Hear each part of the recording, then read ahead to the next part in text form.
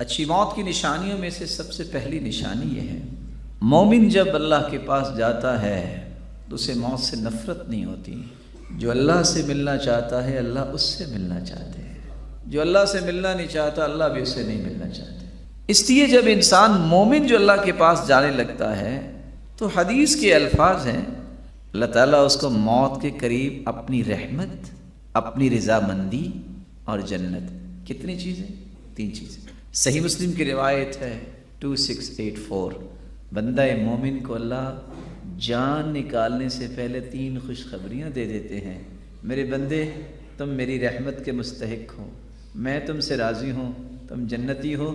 اس کے چہرے پہ روشنی آ جاتی ہے تو وہ پھر کہتے ہیں اللہ مجھے فوراً لے جا۔ یہی وہ چیز ہے جو بعض لوگ جب دنیا سے جاتے ہیں تو ان کی مسکراہٹ نظر آ رہی ہوتی ہے، اللہ سبحانہ و تعالیٰ نیک لوگوں کو خوشخبری دلوا دیتے ہیں۔ اور جب کسی کو اللہ عز و جلال اچھی موت نہیں دیتے، کافر جو ہوتا ہے اس کو بھی خوشخبری سنائی جاتی ہے۔ وہ خوشخبری کیا ہے؟ تمہیں عذاب بھی ملے گا اور اللہ تجھ سے ناراض ہیں۔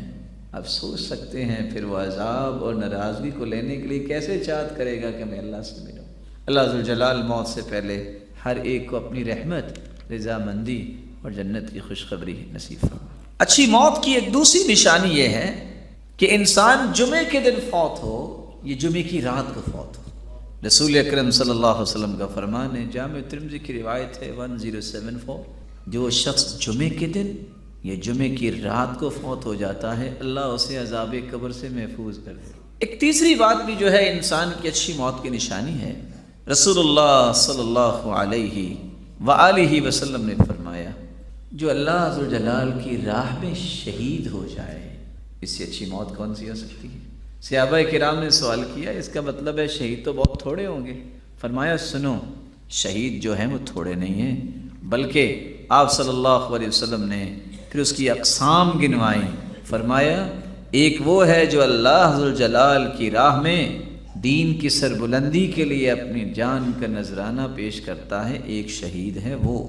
والغرق شہید، کوئی ڈوب کے فوت ہو جائے وہ بھی شہید۔ والہدم، اگر کسی پہ کوئی دیوار گر گئی ہے یا کوئی اور چیز گر گئی ہے وہ فوت ہو جائے تو وہ بھی شہید۔ والموت بالحرق، کوئی آگ میں جھلس گیا فوت ہو گیا وہ بھی شہید۔ والمبطون شہید، ایسا انسان جس کو پیٹ کی بیماری کوئی بھی بیماری لگی ہے وہ بھی شہید۔ والمقطعون شہید، اور طاعون کی بیماری میں جو فوت ہو گیا وہ بھی شہید۔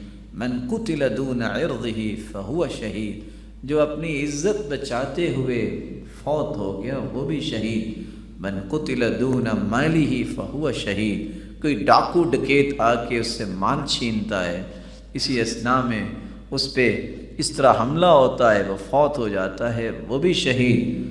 اور جو عورت زچگی کے وقت فوت ہو جاتی ہے ولادت کے وقت وہ بھی شہید ہے۔ رسول اللہ صلی اللہ علیہ وآلہ وسلم نے یہ بات بھی صحابہ کرام کو سمجھا دی۔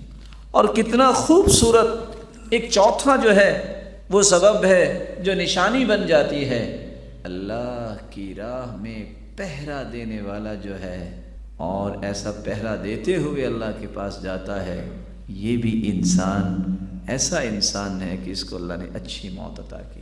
اور کس قدر خوبصورت 5ویں ایک نشانی ہے، بندہ توحید والا ہے، حلال مال کے ساتھ حج کرنے گیا، عمرہ کرنے گیا اور احرام کی حالت میں فوت ہو گیا۔ رسول اللہ صلی اللہ علیہ وسلم نے ایک چھٹی بات بھی سمجھائی کہ مومن کی اچھی موت کی ایک نشانی یہ ہے، موت المؤمن بعرق الجبین۔ مسند احمد کی روایت ہے، مومن جب فوت ہوتا ہے تو اس کی پیشانی پہ پسینہ آ جاتا ہے، اور 7ویں اور آخری نشانی اس کی زبان پہ لا الہ الا اللہ اللہ جاری کر دیتے ہیں۔ رسول اللہ صلی اللہ علیہ وآلہ وسلم نے فرمایا، من کان آخر کلامہ لا الہ الا اللہ دخل الجنہ، جس کی زندگی کے آخری کلمات لا الہ الا اللہ ہوں وہ اللہ کی جنت کا مہمان بنتا ہے۔ حدیث یہ ہے، لقنوا موتاکم بلا الہ الا اللہ، جب کوئی قریب المرگ ہو تو اسے کلمہ پڑھایا کرو، تلقین کیا کرو۔ وہ کلمہ پڑھے. یہ اچھی بات ہے کہ ڈاکٹر کے پاس لے کے جائے، جلدی سے دوائی کھلائے اور پانی پلائے. لوگ ایسا کرتے ہیں، لیکن جو اچانک قومے میں چلا جائے یا اچانک اس کے اس طرح مسئلہ ہو، اس کو پانی نہیں پلاتے. طب بھی اس کی مخالفت کرتی ہے. ڈاکٹر کے پاس لے جانا چاہیے، لیکن کتنا بڑا احسان ہے کہ باقی لوگ یہ کام کریں کہ بیٹھ کے کلمہ پڑھا دے. اس سے بڑی کوئی دعائی نہیں ہے. کم از کم اس کی زبان پہ کلمہ آ جائے، اگر دنیا سے جا رہا ہے تو جنت کا وارث بن جائے.